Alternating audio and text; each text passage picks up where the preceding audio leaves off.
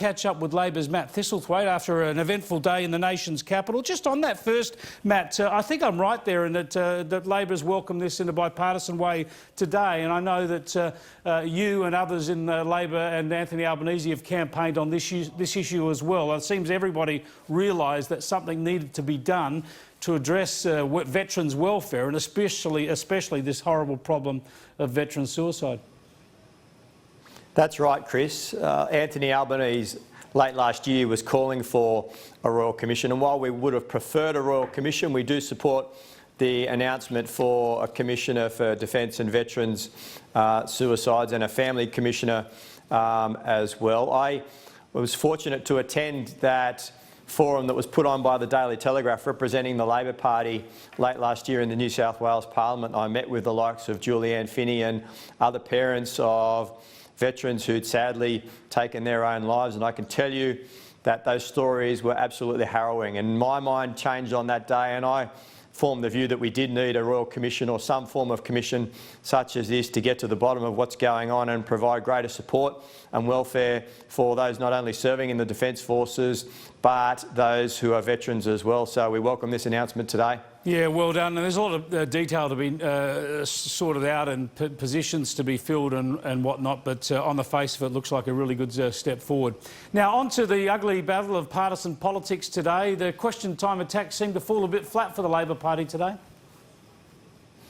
Well, I'm not sure about that, Chris. Over the summer break, the issue that's obviously dominated national headlines has been the disastrous bushfire season that we've all gone through, and yesterday was devoted to commemorating those that unfortunately had lost their lives over the summer, and condolence motions were the order of the day. But today it was up to the Labor Party to hold the government to account, as the opposition should, on the government's failings. And it's no secret that for a number of years now, experts, particularly retired fire commissioners, have been calling for a national approach to this, particularly around the worsening situation of bushfires every summer in Australia, coordinating a national approach, providing better infrastructure, particularly water bombing aircraft and the like, and that's been sadly missing from this government, and we held them to account on that today. Well, this is the problem with your attack, though. I mean, it's just not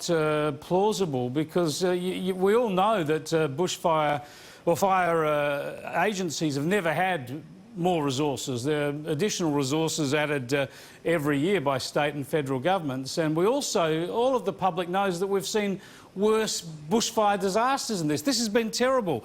No one would take that away from us. It is the worst bushfire season on record for New South Wales, but they know this country's faced worse before. So the idea of linking it to climate policies is just opportunistic, isn't it? Chris, this is not normal. And I think that's been recognised by many of our leaders. Even the New South Wales government representatives have recognised that this is not normal. We've had 33 deaths, we've had 11 million hectares. Yes, hang on a second. I've just said it's the worst bushfire season in New South Wales on record. But the attempt to say that this is unprecedented, the worst Australia's said and all of that, I mean, it is normal for a bad fire season. We've had terrible fire seasons in this country before, and it's just it stretches credulity when people try and say this is the worst ever, when they know we've seen worse on all sorts of different measures before. I disagree with you, Chris, respectfully, but I disagree with you. I think that this has been the worst on record, and certainly has been in terms of... Could you just give us the data? The number of hectares. The number of hectares that have been burnt, over 11 million hectares throughout Australia have been burnt. A billion We've had more cases before. of We've wildlife had more in the mid-70s, 74, 75. Been killed. And look, I'm not an expert on these things, but the experts, the people that deal with this every day, a lot of those fire commissioners have been saying that this is unprecedented, and they've been calling for stronger government action, not only on climate change, but also on a national response to fires, not just leaving it up to the states anymore, not saying that this is a state's responsibility, but a Prime Minister and a national government taking leadership on this issue and owning the issue and saying we're going to get all of the agencies together and work on a national response, because this is only going to get worse into the future. So will the Labor Party at the next election be promising Australians that we will have safer fire seasons under a Labor government? Look, Chris, we're not going to be making promises that are unrealistic. And I'm not saying that a Labor Party would be able to say that there won't be fires into the future. But it's a fact that climate scientists have been saying for well over a decade now that one of the effects of climate change is going to be that you're going to get an extended bushfire season. You're going to get droughts that ensure that the fuel loads are up, and that the risk of fire seasons being longer and the risk of damage to property and loss of life is going to increase. We understand that identified science. in the Garnaut report. We've all read that science. We all understand that. But the issue here, to bring it into the political realm, which is what Labor and others are doing, is Labor saying that it will take policies to the next election that will ameliorate the bushfire risk in this country? Well, we're obviously in the process of reformulating all of our policies. Do you believe in the that wake of the climate election policies, do you believe that Australian climate change policies can actually lead to reduced bushfire risk in Australia? I believe that Labor will certainly have a stronger set of policies when it comes to climate change. At the last election, Labor was proposing a stronger set of policies and a national approach to fighting bushfires, particularly greater investment in water bombing aircraft and the like, and providing support. They're policies that we took to the last election, Chris. Now, obviously, we didn't win the election, and we're reviewing all of those in the wake of the election loss. But Anthony Albanese has been calling on the Prime Minister for some weeks now to convene a national summit to look at the issue, to make further investments in infrastructure around fighting fires, and they've fallen on deaf ears. And I think that you saw over the break those visuals of the Prime Minister being harassed and harangued by Australians who are fed up with the government's lack of a national approach on this issue and want some action. Matt Thistlethwaite, can Australian climate policies reduce the bushfire risk in Australia? Well, what we need to do, Chris, not only Australia but globally, is try and reduce the incidence of climate change. And to do that, obviously, globally, we need to reduce emissions. Now, Australia is on track to not meet our Paris targets without having to rely on carryover credits from Kyoto. That's brought us international criticism. That's brought criticism from other nations who have looked at what's going on in Australia with the country burning over summer and criticising the government. I've given you a good go on that international global answer, but let's come back to that same question. It is an important one in this context.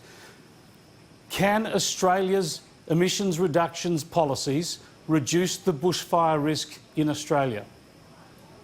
Well, I think that, Chris, the responsible thing to do is for Australia to make sure that we accept the advice of climate scientists on this. Sure.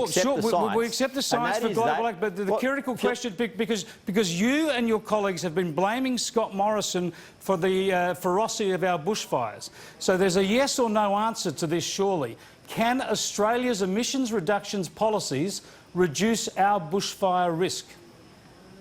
I'm sorry, I have to disagree with you there, Chris. We haven't been blaming Scott Morrison for the ferocity of the bushfires at all. What we blame Scott Morrison for is the lack of a national approach in response to the bushfires to support communities. So Australia's emissions reductions have the necessary equipment. So Australia's emissions to ensure reductions that they have the necessary equipment to fight those fires and to save lives and to save property. And now, this is something that fire commissioners have been calling for. Yeah, we all agree on that. We all agree that we've got to have the best equipment and the best measures put in place to protect us from bushfires. But getting back to climate policy, which Labor have linked to this whole debate, are you now saying then, are you now agreeing, accepting that Australian climate policy, Australian emissions reductions policy can have now influence on Australia's bushfire threat?